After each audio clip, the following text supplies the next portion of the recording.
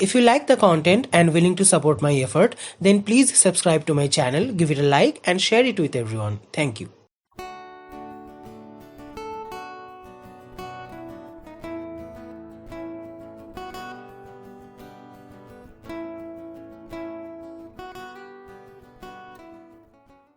Hi everyone, so welcome to another video of Chess Shorts. In the series, we look at the games which have been finished within 10 moves, sometimes much lesser than that. So today we're going to look at a game that was played in the year 1862 in London. The game was played between John Odin Howard Taylor, who is playing with the white pieces, and an unknown player who is playing with the black pieces. The game is popularly known as the Game of Sleepless Knights, which you already have seen in the title of the video, and this game actually consists of 13 moves, but the game was effectively finished within 5 moves, and the rest of the moves are just a sequence of forced moves to checkmate one of the sides, and that's why I have thought of coming up with this game in the series of Chess Shorts.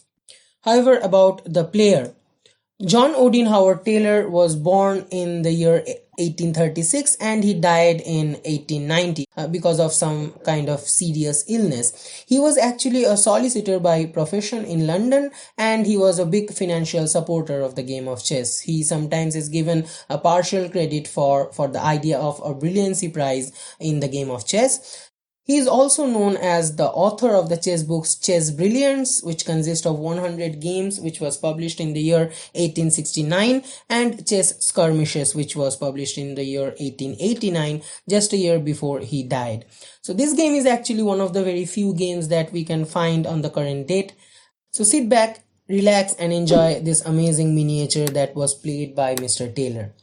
So without further delay, let us dive into the game. Here Mr. Taylor begins the game with e4 and black replies with e5, the king's pawn opening. White goes for knight f3, attacking this e5 pawn, and black replies with knight f6, the Petrov's defense or the Russian game on the board. And well, the usual response in this position is capturing this pawn on e5, knight into e5, and only after d6, knight f3, black goes for capturing this pawn on e4.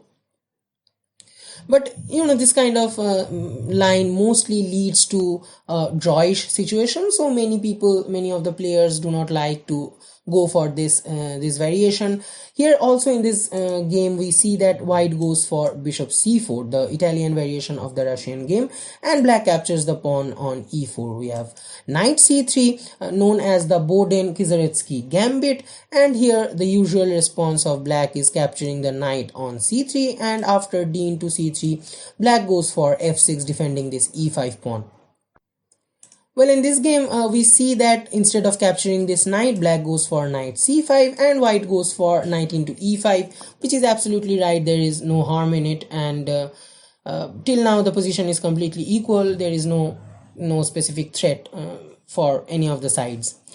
But here comes the fifth move of black, after which the game was just finished instantaneously, and it was not a kind of intentional blunder, but it was a mistake, a miscalculation by black.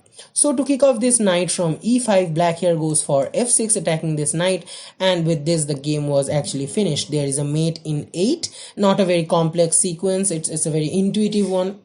So I would urge you to pause the video right now and try to find the mating sequence from this point. And as the sequence is not very much complex, it would take only 1 to 1.5 minutes maximum. So I would urge you to just pause the video right now and try to find the best move of white. So white begins the sequence with queen h5 check. The only response of black is gonna be g6. Here a good move can be knight into g6, h into g6, and capture the rook on h8, but obviously there is a mating sequence, so white is not gonna go for only capturing a rook.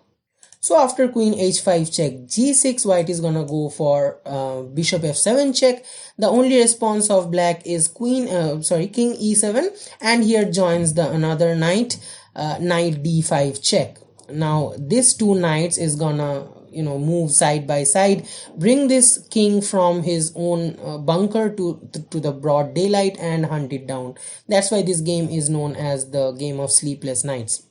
So black continues with king d6. The only response of black Knight c4 check, king c6, knight b4 check, king b5 and a4 check. Now this knight cannot capture this pawn because this knight is pinned against the king by the white queen. So here black captures the knight on b4, white sacrifices one of the knights. So white goes for c3 check, this square, all these squares are protected. So the only response is king b3 and here comes the queen d1 checkmate. So with this white simply wins the game. I'm just willing to show one single variation except this one.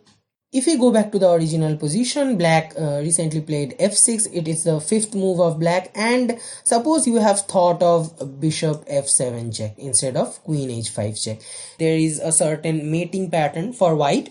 It's a bit longer and it's gonna be not that much intuitive, but there is a mating sequence. So I just can't help, I just can't resist myself to show this to you guys. So here also this bishop is protected and the only response of black is king e7, white goes for knight d5 check, king d6, knight c4 check, king c6, knight b4 check, king b5. But now a4 is not actually a forced move because there is not this queen which was pinning this knight. And now this knight can capture this a pawn actually. That is the difference between this bishop f7 and queen h5 move. However, white just continues with c3 and there is a problem that white can face in this position, which is queen e7 forking this king and this bishop. That is not that much of a problem. It's still winning for white here. So after king f1, queen into f7, black captures this bishop and white goes for queen a4 check, king into c4. Now d3 is winning in this position. The problem is only this c5 square which is not protected. So instead of d3, white just go for queen a5 first, defending this c5 square. And here whatever black plays, it doesn't matter, it's completely winning and the king has nowhere to go. So if suppose black goes for b6 attacking this queen, white is gonna go for d3 check, king b3 and queen a4 or queen a2, both are checkmates. So it may not be that much intuitive, but bishop f7 check is also winning and a forced sequence of mate. So coming back to the actual game, it is a checkmate for white, and we have seen in the game that how these two knights actually went side by side and brought this king from this long e8 square to this b4 and b3 square later and just checkmated it. This game of Sleepless Night that was played by Mr. John Odin Howard Taylor, a brilliant miniature for me, and I thoroughly enjoyed watching this game. With this, we are coming to the end of the video. I am taking your leave. See you next time with some other exciting game of chess.